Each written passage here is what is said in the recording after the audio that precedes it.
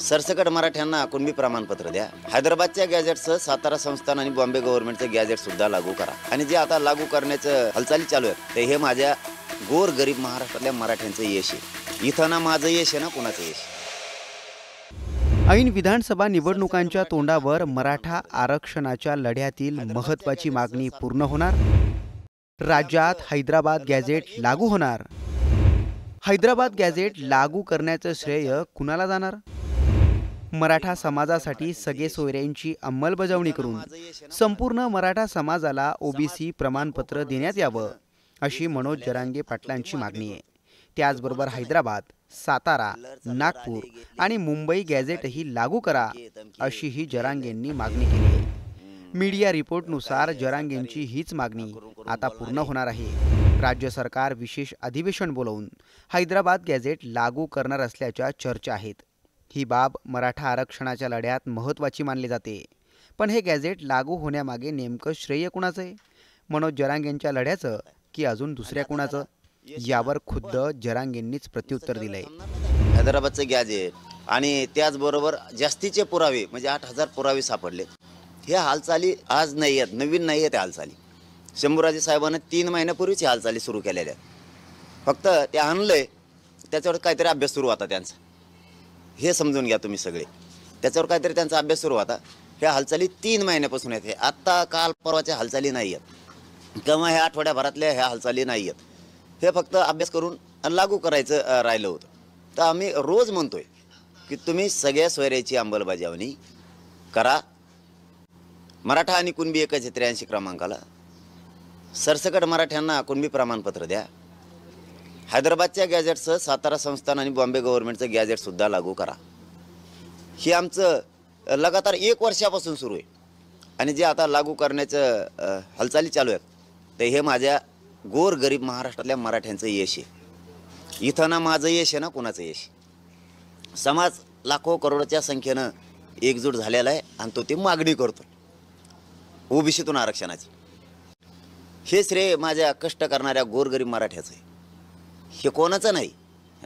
चिल्लर चाल्लर आले गेले सरकारी आमके तमके फुटलेले फाटलेले काही सरकारी करून करून बोलणारे हे गरिबाचं यश आहे. 1 वर्षापासून झुंजतोय.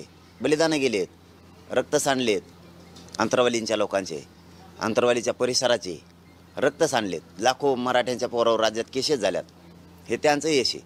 हे आजची हालचाल नाही. ही 3 महिन्यापासून हालचाल आहे. शंभूराजे साहेब 3 महिन्यापासून हे प्रयत्न करत आहेत आणि आता त्याला यश येणार. पण नुसतं तेवढ्यावर थांबणार नाहीत आम्ही. सगळ्या सोयरीची अंमलबजावणी पण पाहिजे. ज्या मागण्या आहेत आमच्या सगळ्या त्या सगळ्या पाहिजे. 2004चा JR सुद्धा दुरुस्त पाहिजे. हे सगळ्यासाठी. हे वाढलं नाही काय नाही काय नाही काय नाही.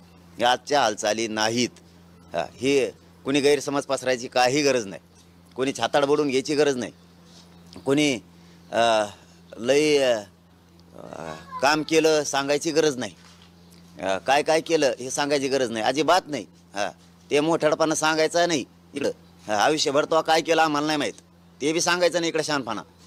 इथं गरिबाचं श्रेय, गरिबाची लढाई. वर्ष झालं गरीब लढतोय. गरिबाचं हे सगळं श्रेय फक्त गरिबाचं आहे.